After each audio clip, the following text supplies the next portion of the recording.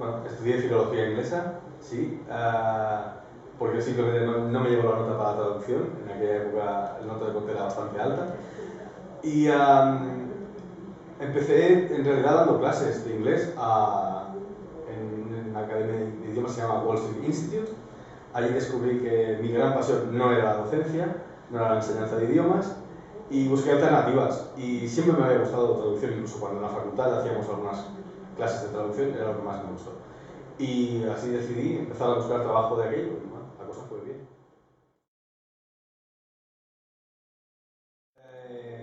Empecé a traducir cositas para empresas muy pequeñas, algunas que exportaban, cartas comerciales, cosas así, y descubrí que aquello me gustaba.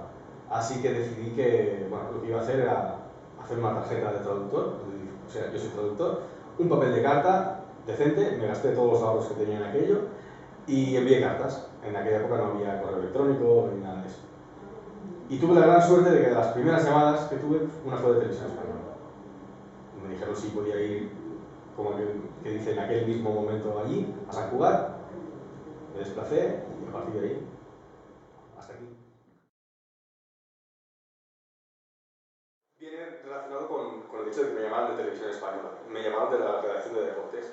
Me preguntaron si bueno, sabía algo de deportes, o me gustaba el deporte en sí. Siempre me ha gustado el deporte, siempre he hecho deporte. Siempre he seguido el deporte, ahora quizás menos. Pero empecé por ahí, simplemente trabajando para ellos, para programas como en aquella época era Estudio Estadio, Zona CB. Empecé también con la creación del canal de deporte. Justo el día que llegué yo prácticamente empezaba el canal también. Y bueno, a partir de ahí siguió todo. Yo lo que más destacaría, más que la dificultad terminológica, es primero hay que entender el deporte. Para poder traducir tienes que entender de qué estás hablando. Aquí todo el mundo dice de fútbol, por ejemplo, es una cosa muy habitual, pero no entendemos tanto de fútbol americano. ¿De acuerdo? Y la dificultad que encontraba era, primero, adaptar el contenido del programa, si era un deporte extranjero, como fútbol americano, snowboard, cosas así, un poco al nivel del espectador medio. Y luego también, sobre todo con el snowboard, había muchos problemas de terminología. Bueno, al final, todos los giros, cada día se inventaba un giro nuevo, le ponían el nombre que les daba la gana, y eso evidentemente no estaba normalizado de ninguna manera. Y la verdad es que algunas traducciones de snowboard parecían mitad en castellano y mitad en inglés.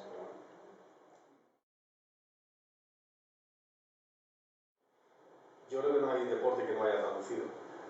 Desde fútbol, baloncesto, tenis, hasta deportes extremos, cualquier cosa que haya patrocinado, por ejemplo, Red Bull, la he traducido, snowboard, deportes de invierno, programas olímpicos, muchos programas olímpicos. Creo que empecé con Camino no quiero engañaros, pero no lo sé, Camino a Sydney puede ser, que sería el año 2000, y el último que he hecho es Camino a Pekín, y reportajes sobre temas olímpicos, por ejemplo. Todo tipo de deportes. Recuerdo dos. Una, creo que fue, tampoco quiero equivocarme con las fechas, pero vaya por el año 98 o 97, a un tal Lance Armstrong, que pobre se acaba de recuperar un cáncer en un testículo y venía a correr una vuelta, creo que hacía La Mancha o así. Y bueno, fue curioso ver después la evolución de este señor. Y luego una a un jugador de baloncesto en el que estuvo, no recuerdo el nombre, un americano, que estuvo pues a lo mejor 15 minutos describiendo todos los tatuajes que tenía en el cuerpo. Este me lo hice cuando mataron a mi amigo Johnny en el barrio, este es el nacimiento de mi hija, este cuando murió este otro amigo mío, este mi hermano que está en la cárcel. Todos, cada tatuaje de su piel la tenía llena, tenía un significado. Eso fue divertido.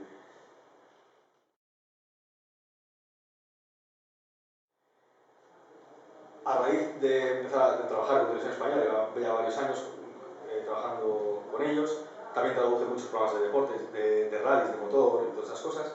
Bueno, se empezó a generar una fama entre el círculo traductoril de España de que yo era un traductor muy bueno en deportes. Hasta tal punto de que alguien de McLaren buscaba un traductor de deportes y un compañero, Josep Llurba, dijo, si buscáis a alguien especialista en deportes, Ricard Sierra es vuestro hombre. Y nada, se pusieron en contacto conmigo y a partir de ahí empecé a trabajar con ellos.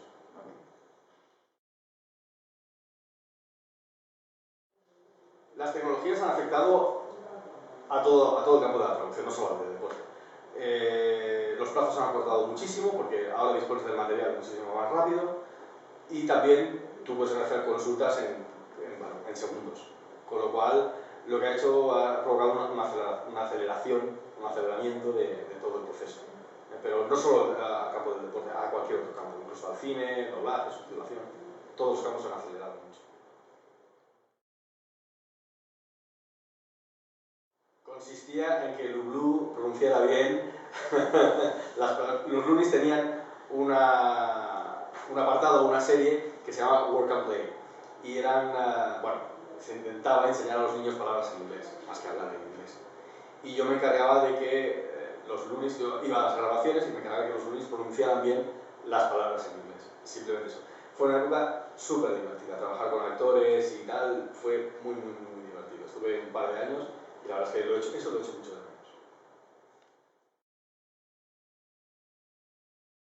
Esa pregunta no es la primera vez que me la hacen y yo siempre digo que me gustan las dos cosas. El doblaje te permite ser mucho más creativo a veces. Puedes adoptar soluciones pues, que se apartan un poco más del original, puedes poner un poco más de tu cosecha, por así decirlo, pero por otra parte en el subtítulo tú tienes un control total del proceso, es decir, lo que sale en pantalla es lo que tú has hecho, no vendrá un ajustador o un director o un supervisor de una distribuidora a cambiar lo que tú has puesto. Me gustan las dos.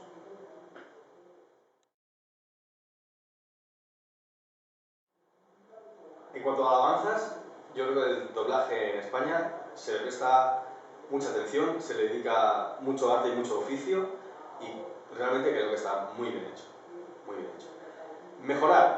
Mejoraría los plazos para que todo el mundo pueda hacer un trabajo bien hecho, mejoraría los presupuestos para que se puedan contratar tanto buenos traductores, como buenos directores, como buenos actores. Esas son las dos cosas que yo creo que hay que mejorar, porque sí que es cierto que el doblaje de 35, que es el doblaje de cine, por así decirlo, se cuida muchísimo, pero se oyen auténticas barbaridades cuando pones la televisión y ves una serie doblada que no sea una serie puntera. Eso hay que mejorar.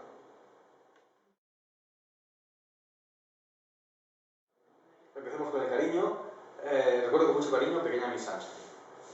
Fue una película que me llegó creo que en un verano y me divertí muchísimo haciéndola. No hubo ningún tipo de presión. No es aquello que hay un preliminar, otro preliminar, cambios a la distribuidora. Me dejaron hacer mi trabajo completamente. Y luego me llevé la gran sorpresa de que salió nominada a los Oscars, incluso creo que ganó alguno. O sea que de esa guardo un muy buen recuerdo. ¿Malos recuerdos?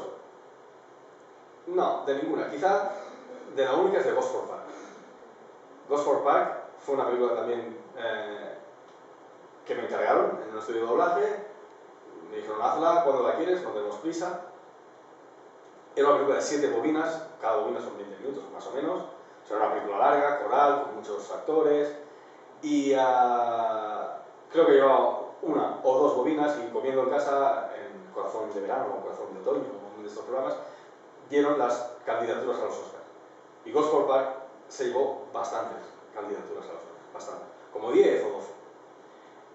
A los 10 minutos sonó el teléfono, ¿cómo llevas Ghost for Park? Digo, la llevo de aquella manera, digo, acabo de empezar, lo que dice, la tenemos que acabar esta tarde. Y dice, 5 bobinas, que son pues 1 hora 20, 1 hora y media de película en una tarde. Creo que se podría haber hecho de otra manera, con un poco más de tiempo, dedicándole más cariño. Era una película muy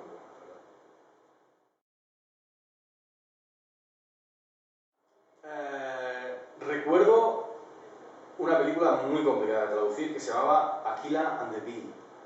No recuerdo el título en castellano, pero trataba de una chica, una niña, que se presentaba a un concurso de ortografía en Estados Unidos.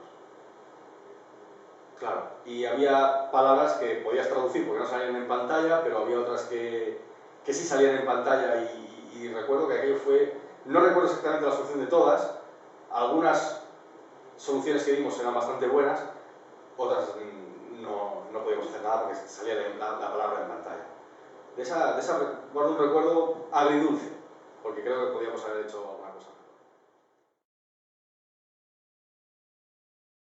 Muchas veces.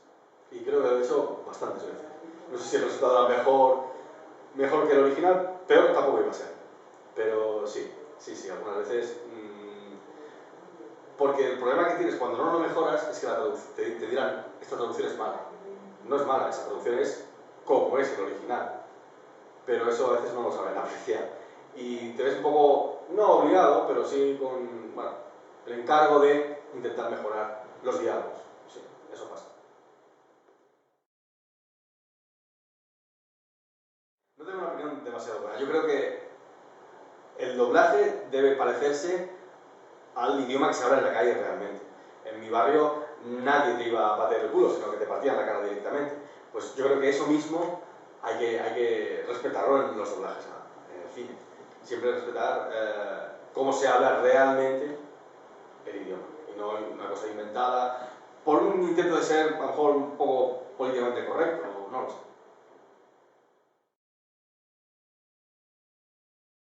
Sí que hay diferencias. La diferencia básica, que es una cosa buena y mala, es que siempre hay un revisor lingüista, un lingüista que revisa tu traducción en catalán. Eso hace que sea bueno, pero a veces creo que ha habido lingüistas que han pecado con un exceso de puritanismo, por así decirlo, lingüístico, y han dejado traducciones que no son el idioma que habla la gente en la calle. Y hace que sea un Da Vinci en catalán.